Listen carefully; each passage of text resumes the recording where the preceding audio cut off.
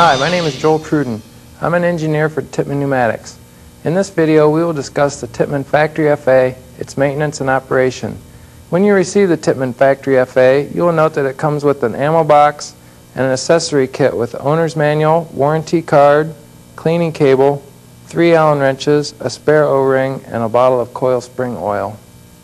Some extras you'll need to perform the service in this tape are a barrel plug, a 1/2-inch open-end wrench, a small straight screwdriver, 7/16 socket wrench, Loctite, and a light lubricating oil.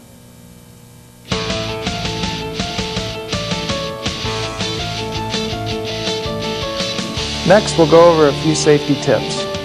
Always make sure the gun is pointed in a safe direction whether it is loaded or not. Make sure the tank is not attached and the gun is in a safe position. Next, we'll cock the gun and check the feeder and chamber for any balls. Next, we'll move the gun to the semi or full position and pull the trigger to release the bolt. If the bolt does not release, simply push forward on the bolt handle and this will release the shock mechanism.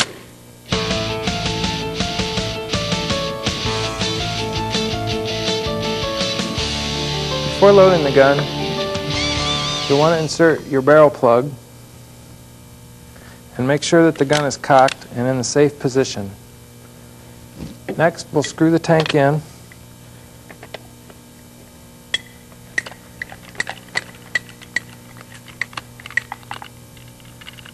And check to make sure that the gun operates in both the semi and full mode.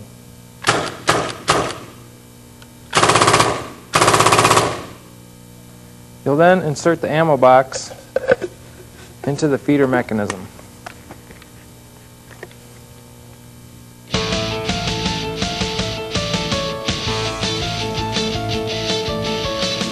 Next, we'll move on to loading and winding the gun, noting that it is in the safe position.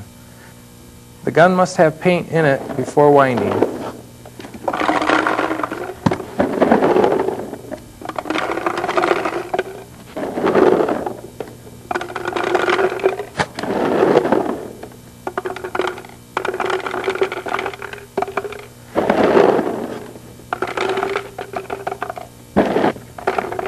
Be sure not to overfill the hopper as it will cause the gun to feed improperly.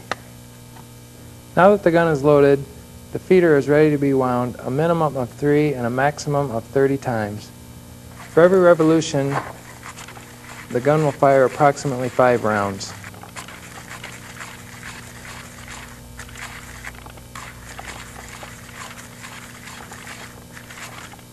Now the gun is ready to fire after removing the barrel plug and placing the selector switch in the semi or full position. Always wear the proper eye and face protection. To unload the gun, make sure that the selector switch is in the safe position. Next, insert your barrel plug into the barrel and remove the ammo box. Check the feeder and chamber of the gun with it in the cocked position. To remove the tank from the gun, place the selector switch in the semi or full position and unscrew the tank 1/2 turn. Then fire the gun to relieve all the pressure. You may then finish unscrewing the tank.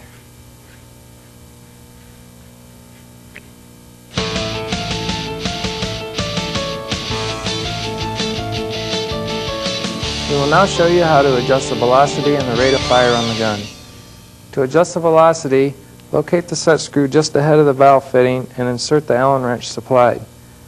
To increase the velocity of the gun, turn the screw counterclockwise. To decrease the velocity, turn the screw clockwise. Make sure to never remove the screw from the gun. To adjust the cycle rate of the gun, you'll need a 3/16 Allen wrench supplied with the gun and a small screwdriver.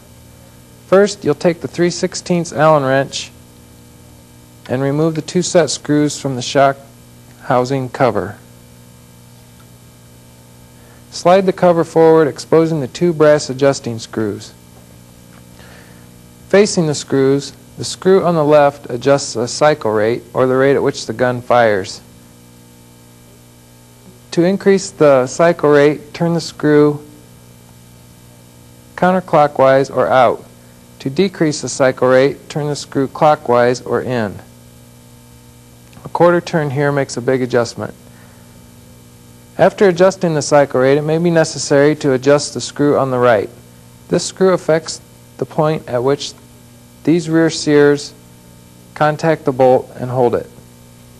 To do this, turn the screw in all the way until it stops.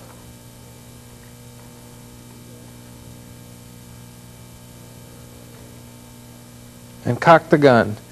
The bolt should be held in the rear position. Next, you'll apply pressure to the bolt handle and turn the screw out until the bolt jumps forward.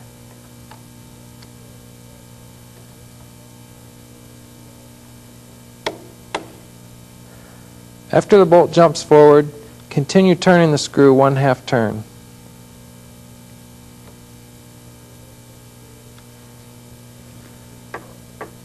Next, turn the first screw in on the shock cover housing until it contacts the receiver, being sure not to over tighten it. Next, replace the second screw and turn it until it contacts the first one.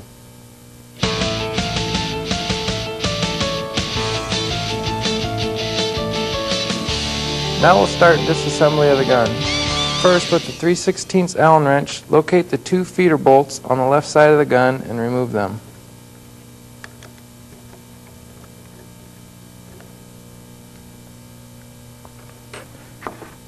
Now we're ready to disassemble the feeder and oil the spring. With the 5/32 Allen wrench supplied, insert it in the bolt in the bottom of the feeder assembly. Hold that bolt stationary. Turning this could cause the spring to wind backwards and break. With your fingers, unscrew the sprocket from the feeder axle and remove.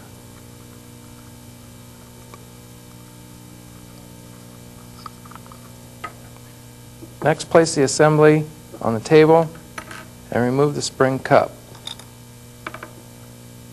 Note that there are 3 clutch pins in the bottom of this housing. To oil the spring, place a small bead around the perimeter of the spring. This oil is to lubricate the spring and slow the sprocket so the gun feeds properly. This oil is also only used on this coil spring. Replace the pins in the bottom of the ramps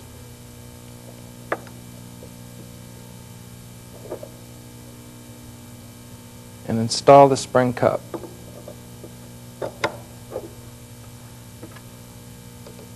With the wrench, hold the feeder axle stationary and reinstall the sprocket, being careful not to over tighten it.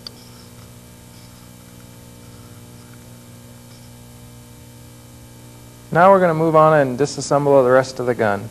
With the 3/16 Allen wrench, loosen the barrel pinch bolt and remove the barrel.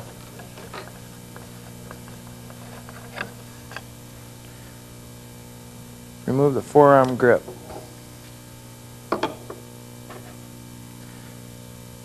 With the 3/16 Allen wrench, loosen the set screws that hold the shock cover, remove them and slide it off.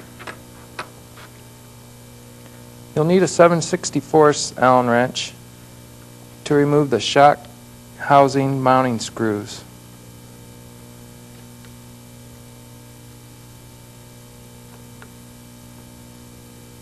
After those screws are removed, this unit slides off. With the 3/16 Allen wrench, remove the end cap by inserting it in the hole drilled through the end cap.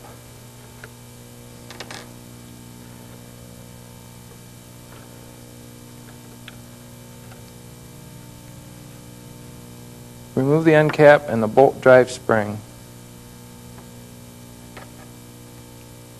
Next, remove the upper sear tension spring.